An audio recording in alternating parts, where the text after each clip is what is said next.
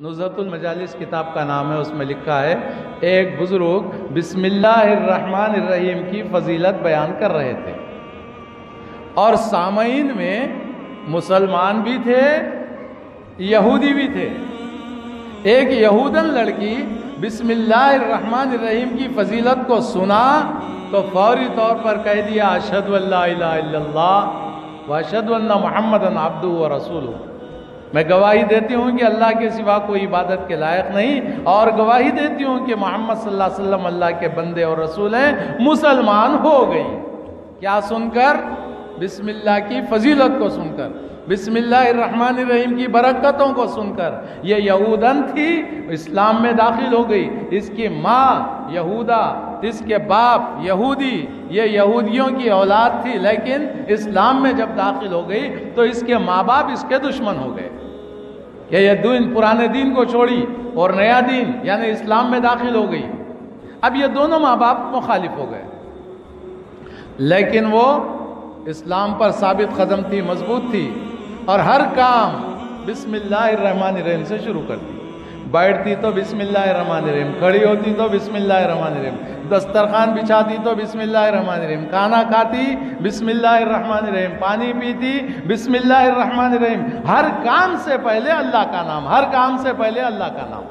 پڑھیے سبحان اللہ جی۔ ابھی ہم سن رہے ہیں ایک یہودی لڑکی کی کیفیت کو جو مسلمان ہو گئی ہے۔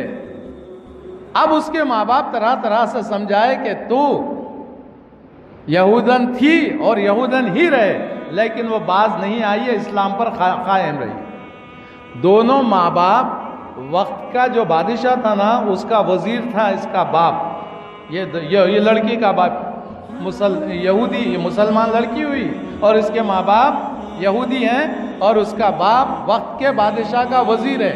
دونوں نے منصوبہ بنایا، ماں اور باپ نے منصوبہ بنایا کہ اس کو کوئی فالڈ میں لائیں اور قصوروار قرار دے کر اس کی گردن مار دیں۔ باپ اپنی جو انگوٹھی مہر کی رہتی، اسٹامپ لگانے کی انگوٹھی رہتی تھی پہلے، اب اسٹامپ الگ آ رہا ہے، پہلے انگوٹھی میں ہی مہر رہتا تھا۔ وہ مہر کی انگوٹھی لے کر بچی کو دے دیا، رکھ بیٹا یہ۔ بچی لے لی بسم اللہ الرحمن الرحیم، اللہ کا نام لے کر لی، بسم اللہ الرحمن الرحیم لے کر طاق میں رکھ دی جی، محراب میں رکھ دی۔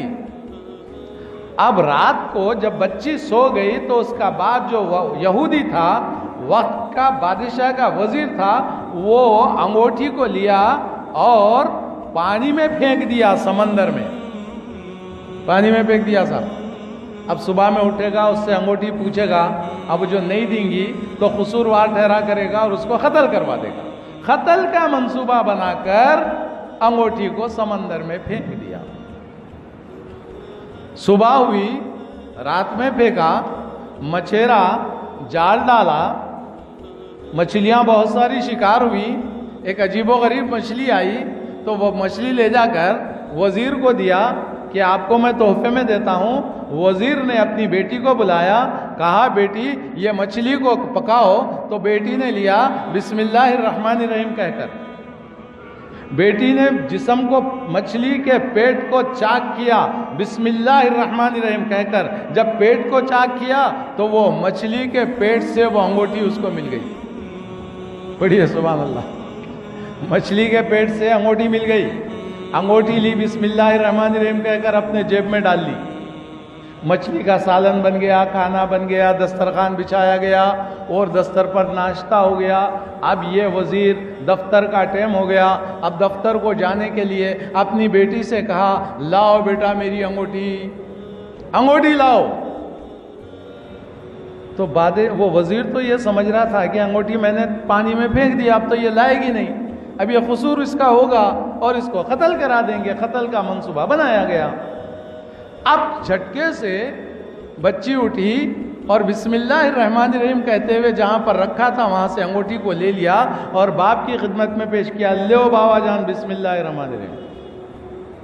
ان حیرت و تعجب میں پڑ گیا، پریشان ہو گیا، حیرت میں پوچھتا ہے کہ کیا بات ہے کہ انگوٹھی تجھے کہاں سے ملی؟ تو وہ کہا بسم اللہ الرحمن الرحیم میں نے جو مچھلی کو چاک کیا اللہ کا نام لے کر مچھلی کے پیٹ میں سے نکلی.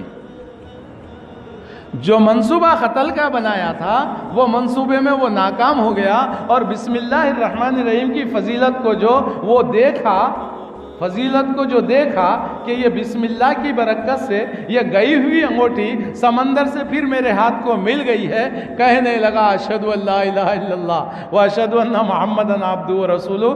ماں باپ دونوں جو یہودی تھے دونوں کے دونوں مسلمان ہو گئے.